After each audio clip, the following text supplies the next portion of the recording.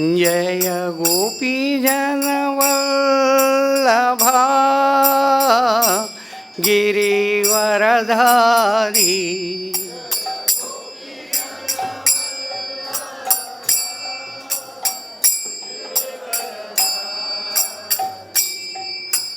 यशोदनन्दन व्रज जनरञ्जन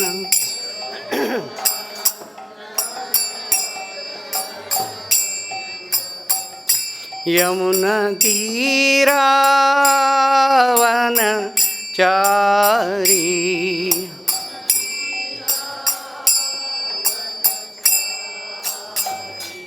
जय राधा माधव कुंज विहारी।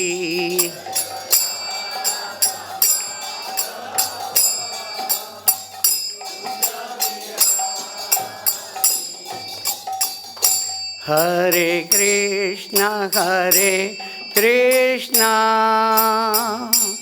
कृष्णा कृष्णा हरे हरे, हरे राम राम राम हरे हरे।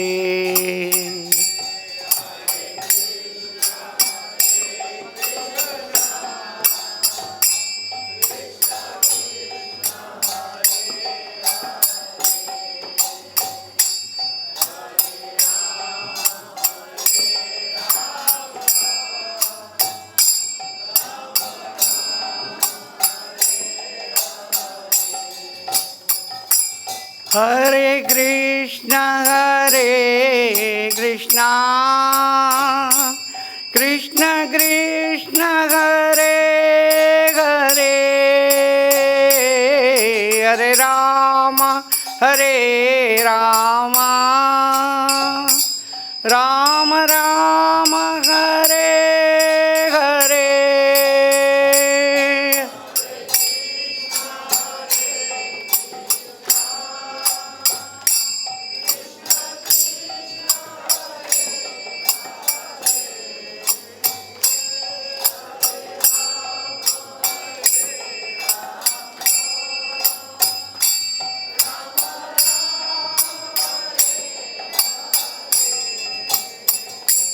हरे कृष्णा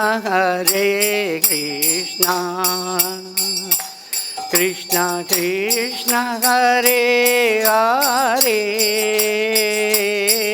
हरे राम राम राम हरे हरे।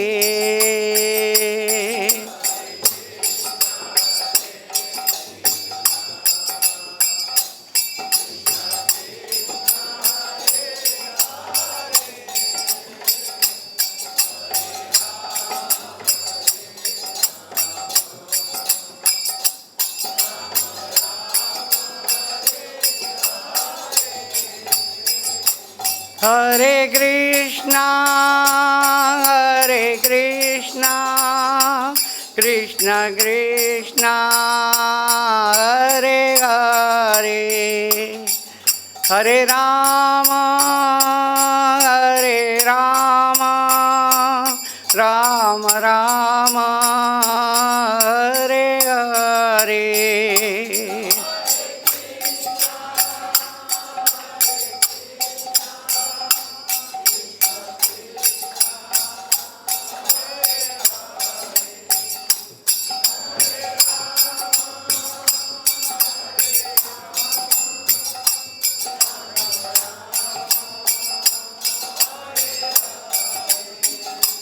जय राधा श्याम सुंदर राधे।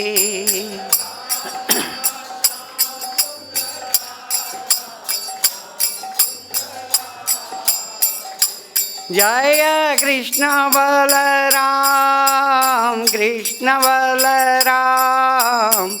कृष्ण बलराम जय वृंदावन धाम।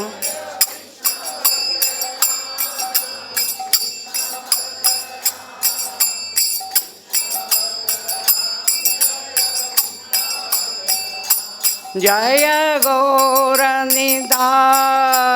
गौरनिताय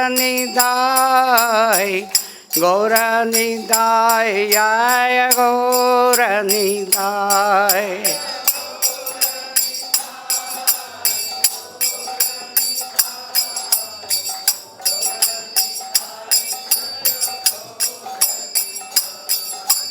जय जय प्रभुपाद प्रभुपाद प्रभुपाद जय जय प्रभुपाद।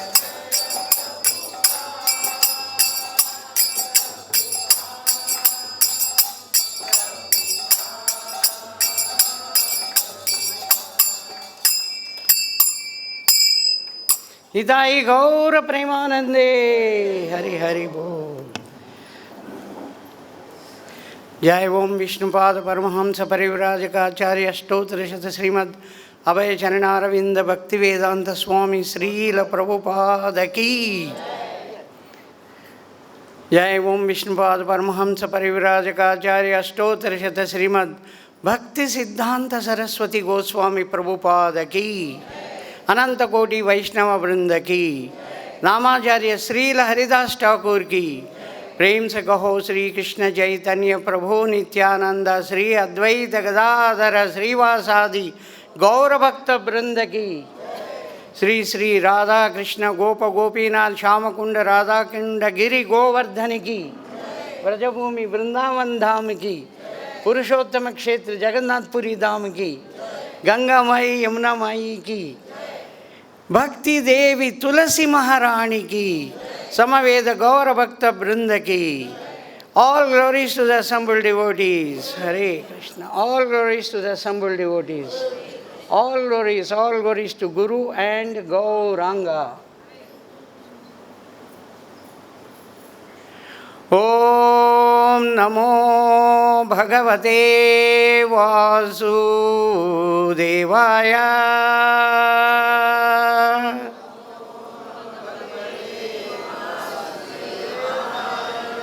ओम नमो भगवते वासुदेवाय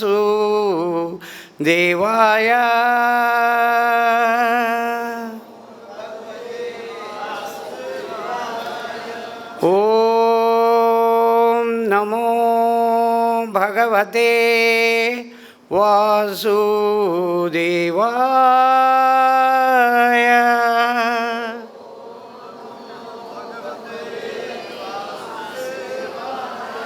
नारायणं नमस्कृत्य नरं चैव नरोत्तमं देवीं सरस्वतीं व्यासं ततो जयमुदीर्यते नष्टप्रायेषु अभद्रेषु नित्यं भागवत सेवया भगवतीरुत्तमश्लोके भक्तिर्भवति नैष्ठकी। सबको श्रीमद् भागवतम कक्षा में स्वागत है। आज बहुत इम्पोर्टेंट विषय हम चर्चा करने वाले हैं।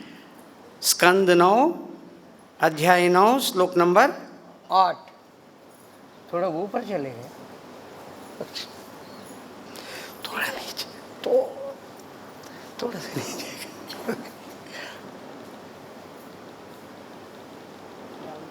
चल कोई बात, इसको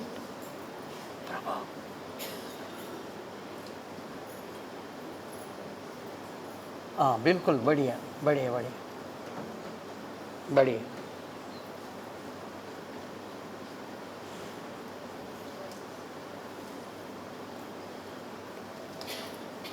पर वो थोड़ा सा इसको ना, इसको ऐसे ही मुझे नहीं दिख रहा है। हाँ ठीक है ठीक।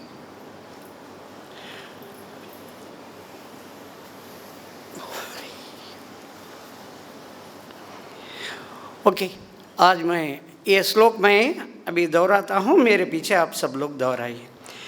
इत्युक्त्वा संरूपो देवं तपसा तोष यच्छिवं कालेन अल्पयसा राजन् तस्ये षष्चाश्वतुष्यता इत्युक्त्वा संरूपो देवं तपसा तोषयाच्छिवम्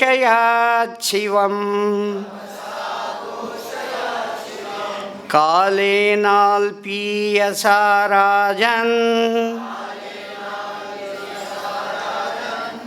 तस्य षष्चाश्वतुष्यता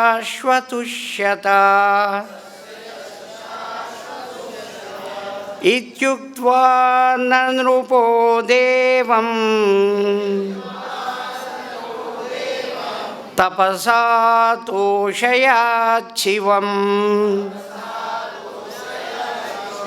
कालेनाल्पीयसा राजन् तस्ये षष्चाश्वतुष्यता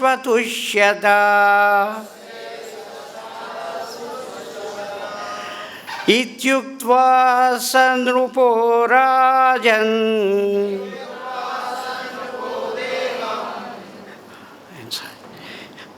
इत्युक्त्वा संरूपो देवं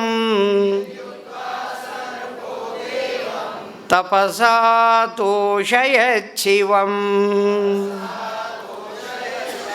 कालेनाल्पीयसा राजन् तस्ये षष्चाश्वतुष्यता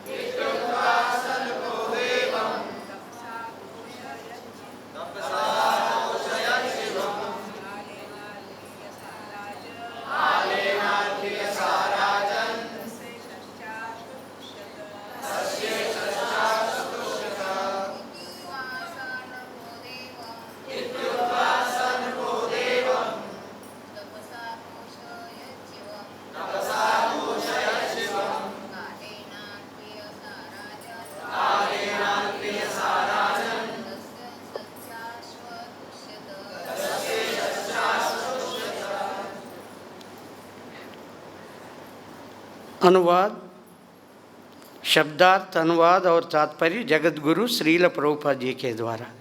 जगत गुरु श्रील प्रभुपाद की।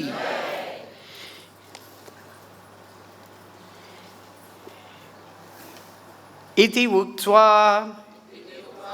यह कहकर, सह उस नृपः राजा भगीरथ ने, राजा भगीरथ ने देवम शिव को तपस्या द्वारा अतोषयत प्रसन्न किया। शिवम सर्व कल्याणकारी शिव को कालेना समय आने पर अल्पीयसा अल्पकालीन राजन हे राजा तस्या उस भगीरथ का ईशः शिव च निस्संदेह आशु तुरंत अतुष्यता तुष्ट हो गए। ऐसा कहने के पश्चात भगीरथ ने तपस्या करके शिव को संतुष्ट किया। हे राजा परीक्षित, शिव शीघ्र ही भगीरथ से प्रसन्न हो गए। मेरे पीछे दोहरा सकते हैं। ऐसा कहने के पश्चात भगीरथ ने तपस्या करके शिव को संतुष्ट किया। हे राजा परीक्षित, शिव शीघ्र ही भगीरथ से प्रसन्न हो गए। तात्पर्य, आश्वतुष्यत शब्द सूचित करता है कि शिव तुरंत संतुष्ट हो गए। इसीलिए शिव का अन्य नाम आशुतोष है। भौतिकवादी लोग शिव के प्रति इतना अनुरक्त इसीलिए रहते हैं क्योंकि वे भक्तों के सुख दुख का विचार किए बिना तुरंत ही हर किसी को और कवि को सभी को वरदान दे देते हैं। यद्यपि भौतिकवादी लोग यह जानते हैं कि भौतिक सुख कुछ नहीं है, मात्र दुख का दूसरा पहलू है, फिर भी वे उसकी कामना करते हैं और इसे तुरंत पाने हेतु शिव को पूजते हैं। हम देखते हैं कि प्रायः भौतिकवादी लोग अनेक देवी देवताओं की, विशेष रूप से शिव तथा माता दुर्गा की पूजा करते हैं। वे आध्यात्मिक सुख की कामना नहीं करते क्योंकि उनको यह लगभग अज्ञात है।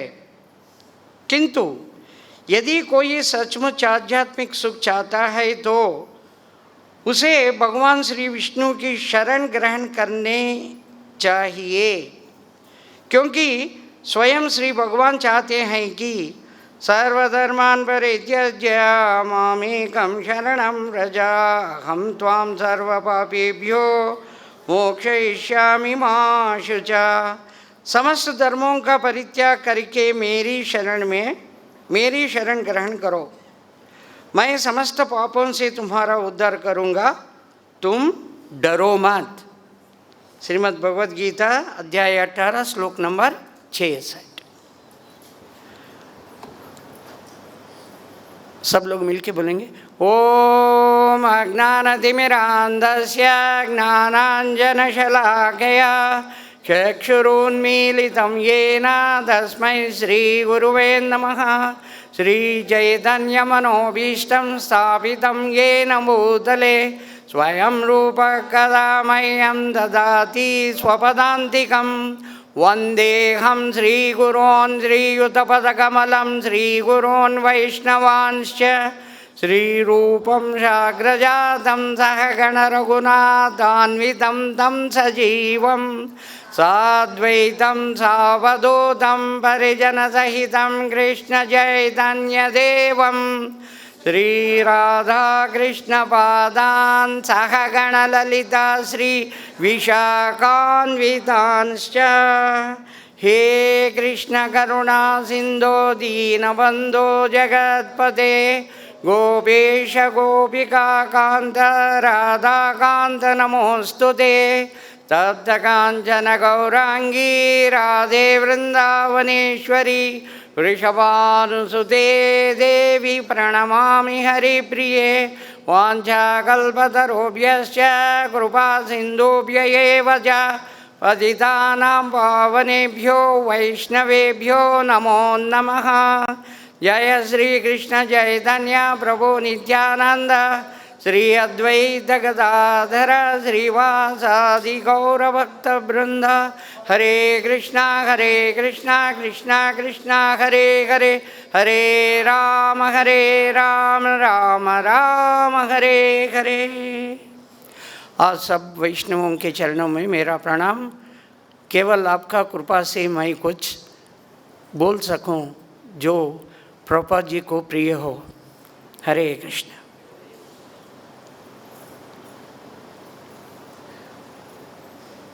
तो आज का प्रसंग है, सगर से शुरू होता है और उसके बाद कैसे गंगा का उत्पन्न हुआ है, ये पूरा इस अध्याय में चर्चा होता है। सगर का पिता बहु का, राजा बहु का बहुत शक्तिमान था, बहुत अच्छा राजा। उनका अनेक पत्नियां थी, 100 पत्नियां, मगर उनको बेटा नहीं हुआ। जब बेटा नहीं हुआ वो बड़ा चिंतित थे। अरे मेरा तो उम्र गुजर रहा है, मेरा बेटा अभी तक बेटा पैदा नहीं हुआ, इसका मेरे शरीर त्यागने के बाद इस देश का राजा कौन बनेगा। तो ऐसा बड़ा दुखी होके वो अपना दिन गुजर रहे थे। ठीक है प्रभु, ठीक है। तो जैसे ही वो सोच रहे थे उसका शरीर त्यागने का समय आ ही गया और वो मर गए। और उनका रानियाँ सब लोग इतना दुखी हो गए।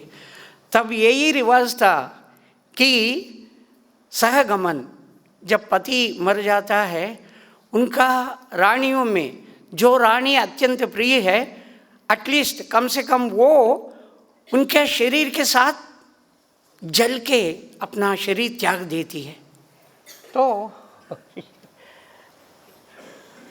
तो ऐसा ही ये था रिवाज उनका, पति के साथ अपना शरीर को त्यागना। जो भी है, अच्छा है बुरा है, मगर ये श्रीमद् भागवत में वर्णन है। तो ये उनका रानी रेडी हो गई, जो अत्यंत प्रिय है, वो मैं सहगमन करूँगा। तो पूरा तैयार हो गई है, चिति तैयार हो गया है। और वो महर्षि को पता लगा, ये सब हम ऑलरेडी ये पाठ हो चुका है, फिर भी मैं एक बार बता रहा हूँ। तो और वो महर्षि को पता लगा कि अरे ये तो सती होने वाला है। वो भाग के आ जाते हैं, आके हे रानी आप सहगमन नहीं कर सकते। वो कहती है क्यों, मैं महाराज का बहुत प्रिय हूँ और मैं अकेला, सब लोग कहें आप ही सहगमन कहो, मैं उतना प्रिय नहीं हूँ, तो मुझे भेज दिए हैं, तो मैं क्यों नहीं कर सकती हूँ। तो और वो महर्षि कहते हैं आपके शरीर के ऊपर आपका अधिकार है, मगर दूसरे शरीर के ऊपर आपके अधिकार नहीं है। रानी कहती है दूसरा शरीर, मैं दूसरा कौन से शरीर को दहन करने वाला हूँ, मैं तो अकेला हूँ। नहीं रानी, आपके पेट में बच्चा है, वो चक्रवर्ती बनेगा, उसके ऊपर आपका अधिकार कुछ भी नहीं है। नहीं, आप सहगमन नहीं कर सकते। तो बस वो अब सब रानियां उनको इतना अच्छा तरीका से सेवा कर रही है और उसमें से बहुत सारा रानियां जलते हैं। इसके कोख से इसका बेटा राजा बनेगा, मैं देखती हूँ कैसे बनेगा। क्या करना है, क्या करना है, देखो कुछ करेंगे। कुछ करेंगे। हाँ, ये रानी, इसका पुत्र चक्रवर्ती बनेगा। तो वो क्या करते हैं, उनके भोजन में विष, पॉइजन, जहर मिलाते हैं। अभी अगला दिन बच्चा का जन्म होने वाला था, तो जहर मिला के उनको बुलाते हैं, हे रानी आइए आइए, आप अच्छा सा भोजन कीजिए। हाँ, कल आपका ये प्रसव होगा, आपका बेटा जन्म होगा। पता नहीं जन्म होने के बाद क्या क्या कुछ खाना है, कुछ नहीं खाना है, इतना सारा नियम होता है। आज आप अच्छा खाइए, आइए आइए आइए। तो रानी को ले गए, रानी को लेकर बिठाए और रानी को सेवा करने के लिए बहुत सारे लोग अच्छा अच्छा व्यंजन, अच्छा अच्छा पदार्थ बना के रानी को खिला दिया। रानी बड़ा खुशी से, हाँ कल तो मेरा बेटा जन्म होगा। अब देख रहे हैं कल आ ही गया, अब ये गुजर जाएगी, इसका बेटा भी गुजर जाएगा। देखते हैं कैसे चक्रवर्ती बनेगा इसका बेटा। जो जलने वाले हैं सब रानियां मिलके देख रहे हैं क्या होगा। अभी देखेंगे कैसे मर जाती है, उसका बेटा कैसे मर जाता है। दूर से देखेंगे, सबके नज़र उसके ऊपर। जब मुहूर्त आया, ऐसा बेटा जन्म हुआ कि अरे अरे सब लोग देख रहे हैं, अरे अरे ये बच्चा तो जहर के साथ पैदा हो गया, जहर निकल रहा है और ये बच्चा निकल रहा है। ये जहर विष के साथ पैदा हुआ है। सब लोग आश्चर्यचकित होते हैं। तो जब इनका नामकरण का दिन आता है तो वो कहते हैं ये जहर के साथ पैदा हुआ, उसका माँ को कुछ नहीं हुआ, इसको भी कुछ नहीं हुआ। तो संस्कृत में गर बोलते हैं जहर को, सगर, गर के साथ, विष के साथ पैदा हुआ, तो इसका नाम है सगर। तो सगर बोल के इनको नाम दे दिए हैं। सगर बहुत बड़ा चक्रवर्ती बन गए हैं। और चक्रवर्ती बनने के बाद वो अश्वमेध यज्ञ करने के लिए निश्चय करते हैं। अश्वमेध यज्ञ के लिए उनका तो अब वो चाह रहे थे, हे भगवान मुझे इतना पुत्र दे दो, इतना पुत्र दे दो। मेरा पिताजी ने एक पुत्र को भी देख नहीं पाया, उनका मरण के बाद मैंने पैदा हुआ था। भगवान इतना पुत्र दे। भगवान उसको 60,000 पुत्र, 60,000 पुत्र। तो ये 60,000 पुत्र अश्वमेध का घोड़ा को लेके सब जगह पर जाते हैं। जो भी उनका विरोध करते हैं उसको खत्म, उसको हरा देते हैं और अपना राज्य में मिला देते हैं। तुम हमारा सामंत बनो या हमसे युद्ध करो, देखते हैं। तो ये 60,000 इतना बलशाली, इतना सब कुछ कर रहे थे। जब भी अश्वमेध यज्ञ होता है ना, ये इंद्र का एक अधिकार है। 100 अश्वमेध यज्ञ कर लिया तो वो इंद्र बन सकता है। तो ये पहले से ही खत्म कर दे। कोई अश्वमेध यज्ञ कर रहा है, कोई कर रहा है, हे इंद्र ये सगर कर रहा है, अब गया जाके क्या करता है, इधर देखिए किधर गया, लाइट आ रहा है, हाँ इधर। इंद्र ऊपर से देखता है। इंद्र ऊपर से देख के वो कहते हैं हाँ अब रात हो गया है, कोई दिख रहा ही नहीं। तो वो क्या करते हैं, अश्वमेध यज्ञ का घोड़ा को चुरा लेता है। चुरा लेके जाके किधर बांधता है, ये सब कुछ हो गया है फिर भी हम बता रहे, ये कपिल मुनि के आश्रम में बांध देते हैं। बांध के वो चुपचाप चले गया। अब ये सुबह होते ही ये देखते हैं, अरे अरे हमारा घोड़ा किधर गया, कौन लेके गया, अरे जो लेके गया हमसे युद्ध करो। किधर किधर किधर किधर किधर किधर ढूंढते ढूंढते ढूंढते आ गए कपिल मुनि के पास। अरे कपिल मुनि के आश्रम में, हाँ पीछे घोड़ा तो है, अरे ये कपिल मुनि ने चुराया है। हाँ, उनके पीछे ही, वो तो अपना ध्यान में मस्त है, क्या पीछे बांधा है, क्या किया है, वो क्या उनका लेवल क्या है, वो तो कोई, उनको कोई बॉदरेशन नहीं है, वो कोई सोचा नहीं, देखा नहीं। मगर ये लोग 60,000 एकदम मारो, इनको खत्म करो, हमारा घोड़ा को चुराया है, मारो मारो। अरे कपिल मुनि एकदम खोलते हैं, आंखें खोलते हैं, देखते हैं सब के सब 60,000 एकदम जल के भस्म हो जाते हैं। जल के भस्म हो गए हैं। तो अब यज्ञ तो कंप्लीट करना है, यज्ञ शुरुआत हो गया है। तो उनका पोता, सगर का पोता अंशुमन, बहुत बड़ा विनम्र, बहुत अच्छा विद्वान, वो ढूंढते ढूंढते निकल के आ जाते हैं और कपिल मुनि के पास आके उनको इतना अच्छा भक्ति से उनको प्रार्थना करते हैं। और कपिल मुनि बहुत संतुष्ट हो जाके कहते हैं, अरे ये घोड़ा तो मेरा क्या काम का, मुझे पता लग रहा है ये घोड़ा वो इंद्र ने ले आके इधर बांधा है, तुम ले जाओ इसको, कोई प्रॉब्लम नहीं। फिर ये पूछते हैं, मेरा पूर्वज, मेरा चाचा, ये मेरा पिता, चाचा, ये सब लोग ना, ये सब लोग तो ऐसे मर गए हैं, उनका कोई ठीक से अंत्यक्रिया नहीं हुआ है, इसके लिए क्या करना पड़ेगा? ये इनको तो दूसरा शरीर नहीं मिला है, वो प्रेत के रूप में घूम रहे हैं। हे कपिल मुनि, हमको मार्गदर्शन करो कैसे करना। वो कहते हैं, देखिए जब तक गंगा का पानी उनको स्पर्श नहीं करता तब तक ये ऐसा ही रहेंगे। तो इसलिए आप गंगा को इस धरती पर लेके आइए। तो तब तक गंगा नहीं थी, तो आप गंगा को लेके आइए।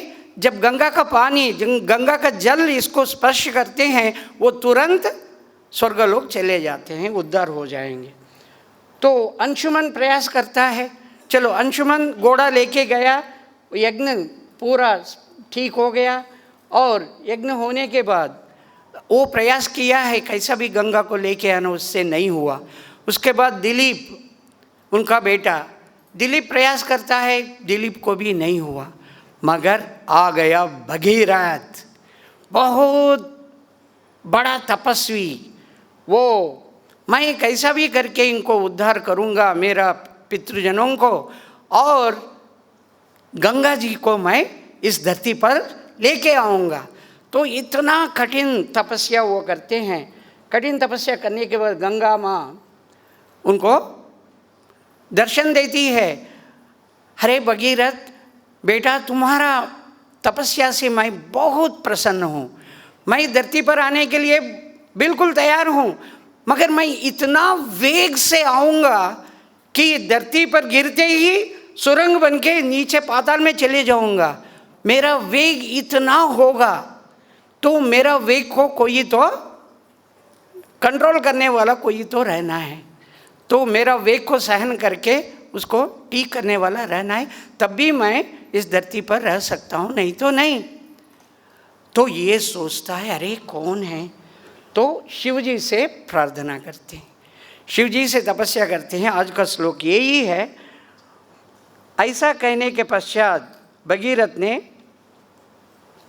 शिव जी के ऊपर तपस्या करते हैं और शिव जी बहुत शीघ्र ही संतुष्ट हो जाते हैं और वो कहते हैं, हाँ कोई बात नहीं, मेरा जटा में मैं वो पूरा इतना वेग से आती है, कोई प्रॉब्लम नहीं, मैं संभाल सकता हूँ। आप गंगा जी को बुलाओ, गंगा जी को बुलाओ। माता से कहते हैं, माता शिव जी तो तैयार हो गए हैं, आप आ जाइए धरती पर, आ जाइए। जब आ रही है तो हे शिव जी, अरे गंगा माँ आ रही है, अपना जटा में संभालो। तो बोलते हैं, अरे अरे शांत रहो, मैं तो देख रहा हूँ। तो अपना जटा को ठीक से लगाते हैं, फिर गंगा माँ उनके जटा के अंदर रह जाती है। फिर उधर से निकलती है गंगा, गंगा उधर से निकल रही है और आगे आगे कौन है? भगीरथ, पीछे पीछे गंगा माँ। आगे आगे भगीरथ।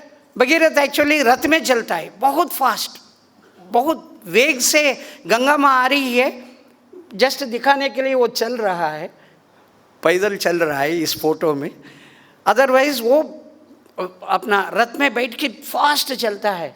चल के आइए गंगा माँ, गंगा माँ आ जाइए, इधर आइए, देखिए इधर ये मेरा पितृलोगों का अस्थि सब कुछ है, इनको उद्धार कीजिए, जल्दी आइए। तो जैसे आ गया, एक एक करके स्वर्गलोक चले गए, सबका उद्धार हो गया। फिर गंगा माँ को समुद्र तक ले जाके उसमें मिला देते हैं। तो ये है भगीरथ का। भगीरथ इतना तपस्या तो बहुत किया है, मगर शिवजी इतना दयालु है, थोड़ा सा तपस्या कर लिया वो संतुष्ट हो जाते हैं। अब ऐसे हम देख सकते हैं वृकासुर का और एक वृत्तांत में। वृकासुर एक बहुत बड़ा राक्षस, बहुत बड़ा, उतना बड़ा नहीं, राक्षस बड़े बड़े राक्षस जैसे हिरण्यकशिपु, हिरण्याक्ष, उतना बड़ा नहीं, ये थोड़ा छोटा, मगर उतना छोटा नहीं, थोड़ा। तो ये एक बार नारद मुनि से पूछते हैं, हे नारद मुनि, मैं एक हवन यज्ञ ऐसा करके प्रसन्न करना चाहता हूँ, हाँ मुझे बताइए कौन ये विष्णु, ब्रह्मा, शिव जी में कौन बहुत शीघ्र ही प्रसन्न हो जाते हैं, बताइए। मैं उनको ऐसे यज्ञ करूँगा जो न भूते न भविष्यति, भूतकाल में न किया है, भविष्यत काल में नहीं कर सका। तो नारद मुनि बोलते हैं, अरे इतना क्या सोच रहे हो, भोलेनाथ है, हाँ भोलेनाथ है ना, वो बहुत शीघ्र ही प्रसन्न हो जाएंगे। अच्छा, अब मैं ऐसा यज्ञ करूँगा जो कभी कोई ना कर सके, कोई अभी तक किया है। तो बैठ गया। वो क्या करते हैं, यज्ञ के जैसे अपना हवन का जो भी है आग लगा दिया और अपना शरीर को काटता है। काट के रक्त और मांस, शिवाय स्वाहा, हे शिवजी प्रसन्न हो जाओ, अपना रक्त निकालता है, मांस निकालता है, हे शिवजी प्रसन्न हो जाओ। एक दिन हो गया, अरे प्रसन्न नहीं हुआ। दूसरा दिन, चलो दूसरा दिन, एक दिन इधर काटा, दूसरा दिन इधर, शिवजी प्रसन्न हो जाओ, शिवजी प्रसन्न हो जाओ। दूसरा दिन, तीसरा दिन, चौथा दिन, पांचवा दिन, छठा दिन। अरे नारद मुनि ने कहा था, हाँ बहुत शीघ्र ही प्रसन्न हो जाएंगे, ये क्या है, ये प्रसन्न नहीं हो रहे। अब मैं मेरा गर्दन काट के हवन कुंड में डाल देता हूँ, गर्दन काट के हवन कुंड में डाल देता हूँ, तब भी शिवजी प्रसन्न हो जाएंगे। तो गर्दन को काटने लगे, गर्दन को काटने, अरे रे रे रे रे रे रे रे, मेरा पुत्र, हाँ तुम इतना बड़ा काम क्यों कर रहे हो, अपना शरीर त्याग रहे हो, मैं प्रसन्न हो गया हूँ, तुम जो भी मांगेगा मैं देने के लिए तैयार हूँ। देखिए शिवजी इतना दयालु है, कुछ भी मांग लो, प्रभुपाद यही लिखते हैं, कुछ भी मांग लो, हाँ शिवजी तुरंत दे देते हैं, आगे पीछे नहीं देखते हैं। तो शिवजी, अच्छा शिवजी तो अग्निकुंड से निकल के उनको कहें कि जो कुछ भी तुम चाहिए, तो ये प्रार्थना करते हैं, हे शिवजी मुझे ऐसा वरदान दीजिए जिसके सिर के ऊपर मैं हाथ लगाता हूँ वो मर जाए, भस्म हो जाए। शिवजी बोलते, अरे मैं सोच रहा था कुछ धन मांगेगा, कुछ राज्य मांगेगा, कुछ नहीं तो भक्ति मांगेगा। अरे ये सचमुच सच्ची असुर है, प्योर असुरा, हाँ ये ऐसा वैसा नहीं है। तो देखते हैं, अब तो मैं कह दिया, तुम जो भी मांगते हो मैं देने के लिए तैयार हूँ। फिर बोलते हैं ठीक है तथास्तु, जैसे मैंने कहा वैसे हो जाए। अब शिव जी से पूछते हैं, हे शिव जी, आप जो कहे हैं वो सच्चाई क्या? शिव जी बोलते हैं, हाँ सच है, इसमें क्यों? नहीं, मैं सोच रहा हूँ ये सच्ची में किसी के सिर के ऊपर मैं हाथ लगाने से मर जाएगा क्या? मैं तो वर दिया हूँ, इसमें संशय क्यों करते हो पुत्र? शिव जी, मुझे सच्ची में संशय आ रहा है, मैं आपके सिर पर मैं लगाऊंगा, देखता हूँ। अरे, मेरा वर जो मेरे से लिया है मेरे ऊपर ही प्रयोग करेगा? अरे, ये असुर को कभी कुछ वर नहीं देना चाहिए, मेरे से गलती हो गई रे करके भागने लगे। ओ भागे। एक्चुअली शिव जी लीला कर रहे हैं, शिव जी के पास इतना शक्ति है। और हम अभी देखा है गंगा को वो इतना धारण किए हैं, और उनका तीसरा आंख है, अगर वो खोलते हैं तो पूरा ब्रह्मांड जल के प्रलय आ जाएगा, ख़त्म हो जाएगा। मगर वो भागने का ज़रूरत नहीं, मगर लीला कर रहे हैं। तो शिवजी भाग रहे हैं, उसके पीछे ये, इसके लिए इसको भस्मासुर भी कहते हैं। तो ये वृकासुर भाग रहा है, शिवजी इधर उधर पूरा भाग रहे हैं। फिर भगवान देखते हैं, विष्णु भगवान देखते हैं, अरे अरे अरे अरे, शिवजी समस्या में आ गए, प्रॉब्लम में फंस गए। तो वो तुरंत एक ब्राह्मण का वेश धारण करते हैं, वेश धारण करके उधर खड़े हो गए। जैसे ये आ गया वृकासुर, अरे अरे अरे अरे वृकासुर, हे असुरों का राजा, हे असुरों का अधिपति, अरे अरे तुम ऐसा भाग रहे हैं क्यों? हाँ, अरे जो कुछ भी है ये शरीर ही है ना, जो भी खुशी या जो भी मिलना है तो ये शरीर से ही मिलता है, उस शरीर को इतना कष्ट दे रहे हो? अरे अरे अरे 2 मिनट इधर बैठ जाओ, मुझे बताओ क्या हो रहा है। तो ये देख लिया, अरे सब कुछ पता है इनको। तो ये बताते हैं, मैं ऐसा वर के लिए पूछ लिया, जब शिवजी के ऊपर मैं प्रयोग करने लगा तो शिवजी भाग गए। तो अरे आपको दक्ष यज्ञ पता है कि नहीं? बोलते हैं हाँ दक्ष यज्ञ पता है, हाँ दक्ष यज्ञ में बहुत बड़ा ये हुआ है वो हुआ है। अरे ये दक्ष यज्ञ में सब, हाँ वो दक्ष प्रजापति है ना, ये शिवजी को शाप दिया, शिवजी को शाप दिया है, और वो जो कुछ भी बोलते हैं ना, जो कुछ भी वर देते हैं वो काम नहीं करता। अच्छा, काम नहीं करता? अरे तुम क्या शिवजी के बातों में आ गए हो, वो काम करेगा ही नहीं, गारंटी है।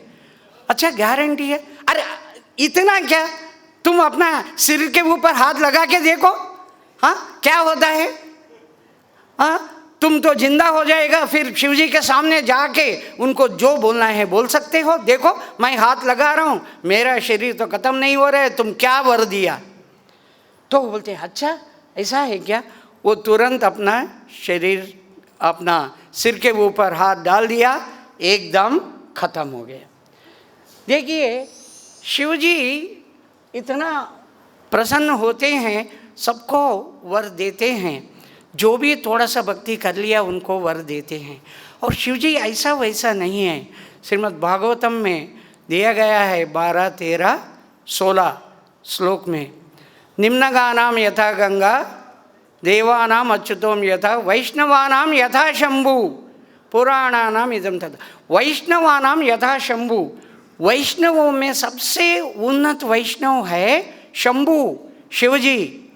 तो उनको हम कभी दूसरा दृष्टि से नहीं देखेंगे। सनातन गोस्वामी जी का एक बहुत अच्छा वृत्तांत है। एक ब्राह्मण शिवजी का भक्त, उनको ऐश्वर्य चाहिए था, पैसे चाहिए, धन चाहिए था। मेरा बेटी का शादी करना है, वो करना है, ये करना है, बहुत लंबा लिस्ट है, तो मुझे बहुत धन चाहिए, मुझे बहुत धन चाहिए, हे शिवजी मुझे बहुत धन दे दो। तो प्रार्थना करने के बाद रात में जब वो सो गया, उनके स्वप्न में शिव जी आते हैं, बताओ तुमको क्या धन चाहिए? तुमको सच्चा धन चाहिए या वैसा ही धन चाहिए? अगर आपसे कोई पूछते हैं आपको सच्चा सोना चाहिए या वैसा ही सोना सोना कह के वो सोना चाहिए, आप क्या कहेंगे? सच्चा सोना चाहिए। हाँ, तो इनको जब पूछा गया आपको क्या धन चाहिए, सच्चा धन चाहिए या ऐसा ही नकली ऐसा वाला धन चाहिए, तो ये बोलते हैं हाँ शिव जी मुझे सच्चा धन दीजिए, सच्चा धन दीजिए। तो शिव जी कहते हैं आप वृंदावन जाओ, उधर सनातन गोस्वामी बोल के हैं, आप जाके सनातन बाबा किधर है बोल के पूछना है, आपको पता लग जाएगा, उनसे पूछ लो। तो ये ढूंढते ढूंढते पता नहीं कितने पैसे मिलेगा। हाँ, मेरे पास तो धन आएगा, मैं बहुत बड़ा घर बनाऊंगा और मेरा बेटी के लिए बहुत बड़ा रिश्ता लेके आऊँगा, बड़ा पल्लकी बनाऊंगा, पालकी में मेरा बेटी, बहुत सारा सोच सोच के आ गया। आके सनातन गोस्वामी जी से प्रार्थना करते हैं, हे महाराज मेरा स्वप्न में शिव जी आए हैं और शिव जी आके कह रहे हैं कि मैं आपसे ये मांगू, धन मांगू। अच्छा धन मुझे देख रहे हो, वो पेड़ है ना, वो पेड़ के नीचे मैं रहता हूँ। हाँ, मेरा जो मदन मोहन है वो पेड़ के ऊपर मैं टंगाता हूँ, कभी इधर कभी उधर। मेरे पास धन क्या है? मगर शिव जी ने कहा है आपके पास धन है, आप थोड़ा सा मेरे ऊपर कृपा करो, आपके पास तो धन होगा। बोलते अच्छा अच्छा अच्छा अच्छा अच्छा अच्छा अच्छा अच्छा, वो कूड़ा दाना है ना, कूड़ा दाना। अरे उनका शिष्य को बोलते हैं वो कूड़ा दाना में जो हमने फेंका है उसको निकालो, चिंतामणि को। कूड़ा दाना में ढूंढ ढूंढ के चिंतामणि निकालें। चिंतामणि ऐसा है उसको टच करते ही सोना बन जाता है। तो ब्राह्मण को अच्छा ये ले लो और तुम लोहे को ऐसा टच करो और वो सोना बन जाएगा, तुम जितना चाहिए उतना ले लो, कोई बात नहीं। अच्छा मिल गया, कितना बढ़िया कितना बढ़िया।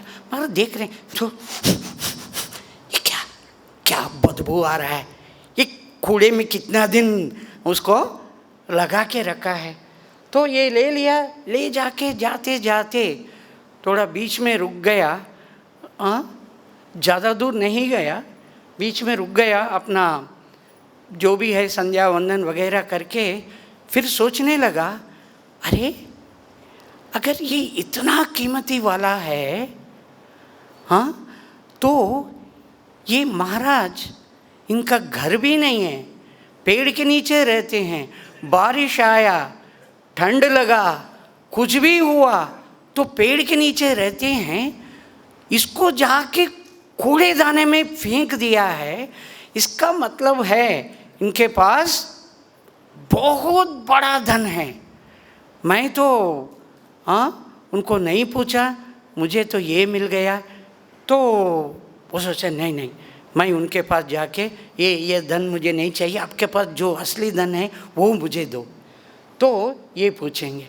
गया फिर जाके हे महाशय, हे महाराज, मुझे आप असली धन दीजिए। अगर यही सच्ची में धन है तो आप कूड़े में क्यों डालते हो, ये तो कूड़े के समान हो गया। सनातन गोस्वामी देखते हैं हाँ ये कूड़े के समान ही है, क्या समझ रहे हो, इससे क्या लाभ मिलेगा? क्यों, हम घर बना सकते हैं, ये बना सकते हैं, इससे क्या लाभ मिलेगा? कितना दिन रहेगा तुम्हारे शरीर, कितना दिन रहेगा? कुछ दिन के बाद सब कुछ छोड़ के चले जाओगे, इतना भी ज्ञान नहीं है तुम्हें। और बोलते हैं हाँ हे गोस्वामी जी मुझे सच्चा धन दीजिए। अच्छा सच्चा धन चाहिए तो ये जो मिला है ना, ये पारसमणि, इसको ले जाके फेंक के आ जाओ। तो ये देख रहे हैं अरे मैं तो सपना देख रहा था मेरा सोना से भर जाएगा, सोच रहा है नहीं सच्चा धन और इससे भी बहुत बढ़िया धन, ये तो लग रहे हैं 18 कैरेट का गोल्ड है, 18 कैरेट, मुझे 100% गोल्ड 24 कैरेट गोल्ड मिल जाएगा करके सोच के वो गया, जाके एकदम चलो भाई मुझे नहीं चाहिए, उसको पानी में फेंक दिया। जाके फिर प्रणाम करके हे सनातन गोस्वामी जी मैं फेंक के आ गया, अब मुझे असली धन कृपा करके जल्दी दे दो। हाँ बैठ गए वो, हाँ जी बैठ गए। हरे कृष्णा कृष्णा कृष्णा हरे हरे, हरे राम राम राम हरे हरे। बस ये प्राप्त कर लिया और उनको असली धन मिल गया है। यही है हमारा जीवन और गधे के जीवन में अंतर। हाँ, छोटा गधा बड़ा गधा, गधा बधा हो गया, गधी के पीछे गया, गधा गधी अपना फैमिली, और गधा के जैसे काम कर, गधा के जैसे ही काम कर। गधा दिन रात मेहनत करता है, फिर गधा बूढ़ा हो गया, मर गया गधा। अब छोटा बच्चा बड़ा हो गया, बड़ा होके और वो भी युक्त वयस में आ गया।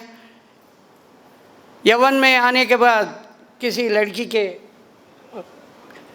के पीछे गया या लड़की के साथ शादी कर लिया, फिर अपना फैमिली बन गया, फिर बच्चे। ये गधे के जैसे काम करता है। अरे 8 घंटे का काम कर रहा है, ठीक है, फिर भी नहीं, पैसे कम मिल रहा है, जितना भी पैसे और काम करना है, और काम करना है, और 4 घंटे और 5 घंटे। हाँ, गधे से भी ज़्यादा काम करता है। फिर जैसे गधा बूढ़ा हो गया, ये आदमी भी बूढ़ा हो जाता है, कितना दिन चलेगा? हाँ, अगर 25 साल से काम कर रहा है, 30 साल काम करने के बाद 55 आ गया, फिर स्लोली उनका काम खत्म हो जाएगा। फिर और बूढ़ा हो गया, 60-70 मर गया। और ये गधे के जीवन और मनुष्य के जीवन में अंतर क्या पड़ा? जब भगवान के नाम नहीं लेते हैं, हमारे जीवन का लक्ष्य है भगवत धाम पहुंचना है, अगर ये हम सीरियसली नहीं लेते हैं, पैसे के पीछे पड़ा, वो किया, ये किया, इससे क्या फ़ायदा? कोई फ़ायदा नहीं है। इसलिए अगर हम भगवान का नाम नहीं लेते हैं, हमारा जीवन और गधे के जीवन में कोई अंतर नहीं है। जो भी ये ध्यानपूर्वक आपने सुना है, आप 10 लोगों को बताइए, हमारे जीवन का और गधे के जीवन का कोई अंतर नहीं है जब तक हम भगवान का नाम नहीं लेते हैं। हमारा जीवन का लक्ष्य यही है, भगवत धाम को प्राप्त करना। इस जगत में कोई खुशी और शांति मिलने का चांस है ही नहीं। तो ये ऐसा है, बंदर के जैसे नाचना। ये बंदर वाला वो जब तक डमरू बजाता है, ये नाचते ही रहना। अगर बहुत अच्छा नाच लिया तो ये डमरू वाला कहता है बहुत अच्छा नाच रहे हो, सब लोग देख रहे हैं, सब लोग पैसा दे रहे हैं, और नाचो। अरे मैं बहुत अच्छा नाचा हूँ, और क्यों नहीं, और पैसे चाहिए, और पैसे चाहिए, नाचो। नहीं नाचता हूँ, फट फट फट। अरे बहुत अच्छा नाचा तो मार पड़ रहा है, बोलता है मैं नाचूंगा ही नहीं, मैं नाचूंगा ही नहीं। नाचते नहीं, फट फट फट। अरे नहीं नाचते हैं, मार पड़ता है। बहुत अच्छा नाचे, मार पड़ता है। कुछ भी करो, मार पड़ता है। दुख ही दुख है। दूसरा है ये कठपुतली।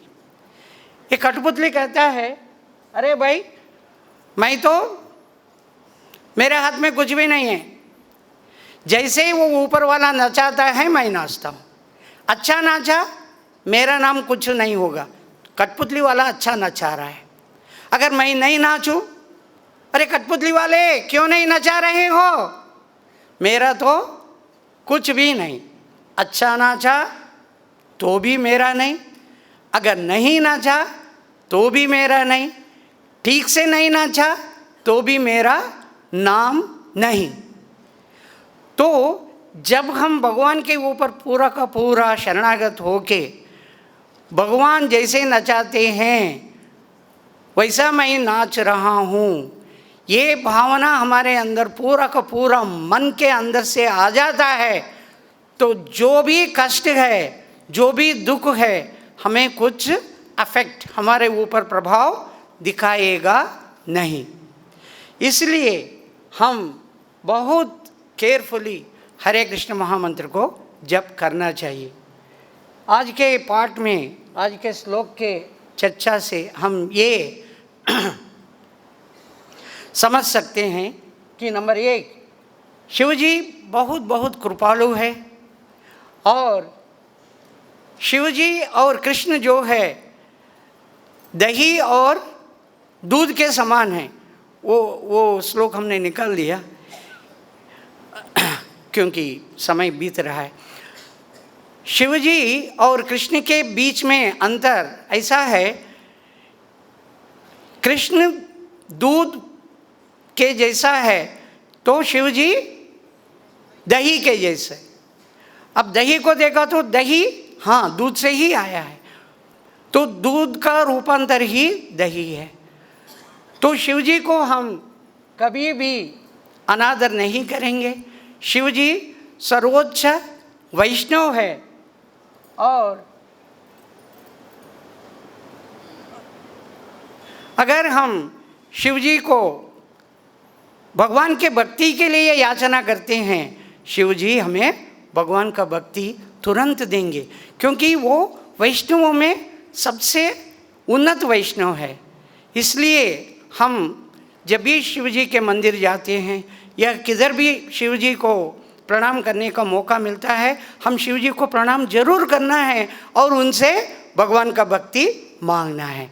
हे शिवजी, मुझे कृष्ण के ऊपर भक्ति, कृष्ण के ऊपर श्रद्धा, भगवान के ऊपर श्रद्धा मुझे प्रदान करो।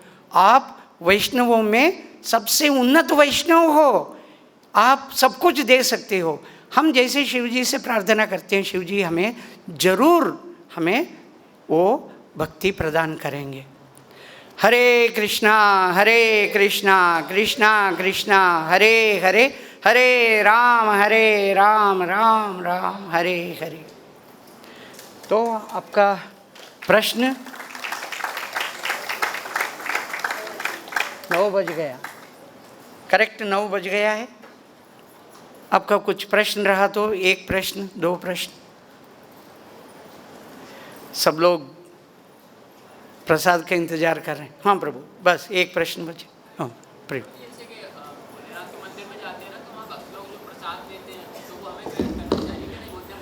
बिल्कुल, भोलेनाथ को अर्पित हुआ प्रसाद हम ऐसा ही सोचना चाहिए कि ये कृष्ण का प्रसाद भोलेनाथ को मिला है, भोलेनाथ वो ग्रहण करके हमें दे रहे हैं। पहले कृष्ण को ही वो दिया गया। ऐसा नहीं कि ये शिवजी, अगर शिवजी को भी आपने दिया है, शिवजी नहीं लेते। वैष्णवों में सबसे उन्नत वैष्णव है शिवजी, वो नहीं खाते। वो क्या करते हैं? भगवान को भोग लगाते हैं, भगवान को अर्पण करते हैं। अगर कोई आपको कुछ दिया, केला दिया, प्रभु जी ये केला ले लीजिए, तो आप खाएंगे क्या? नहीं, भगवान को भोग लगा के खाएंगे। वैसा ही शिवजी तो वैष्णवों में सबसे उन्नत वैष्णव है। उनको भोग लगाने के बाद भी लोग समझेंगे हम तो शिवजी को चढ़ाएं। नहीं, शिवजी नहीं लेते हैं। शिवजी भगवान को, कृष्ण को भोग लगाते हैं। कृष्ण को भोग लगा के हे कृष्णा स्वीकार करो, करने के बाद फिर उनको दे देते हैं। तो यही भावना से हम प्रसाद ले सकते हैं, लेना चाहिए। हरे कृष्ण। हरे कृष्ण। आपके चरणों में दंडवत प्रणाम प्रभु। हाँ, हरे कृष्ण। प्रश्न ये है कि शिवजी तो परम वैष्णव हैं। जैसे हम गुरु महाराज के चरणों का अभिषेक करते हैं या वैष्णवों के चरणों का अभिषेक करते हैं, तो उसको हम पान करते हैं। परंतु ये देखा गया है कि जब शिवलिंग का अभिषेक किया जाता है तो उसको पान नहीं किया जाता, बल्कि उसको वेस्ट कर दिया जाता है। तो उसका कारण क्या है? क्योंकि परम वैष्णव हैं तो उनका वैष्णव चरण का अभिषेक तो हमें मान करना चाहिए। सिर के ऊपर धारण करते हैं, सिर के ऊपर चिटकते हैं, नहीं चिटकते। बट वो ऐसे वेस्ट होता है ना, ऐसा लिखा है। नहीं, इतना ज़्यादा डाल रहे हैं, वो एक्चुअली दूसरे जगह पर इकट्ठा करते हैं, ऐसा नहीं कि ड्रेनेज में छोड़ते हैं, नहीं। अगर वो ऐसा ही छोड़ दिया, नाले में छोड़ दिया, सब लोग पैर लगा के उसके ऊपर चल रहे हैं, वो ठीक नहीं है।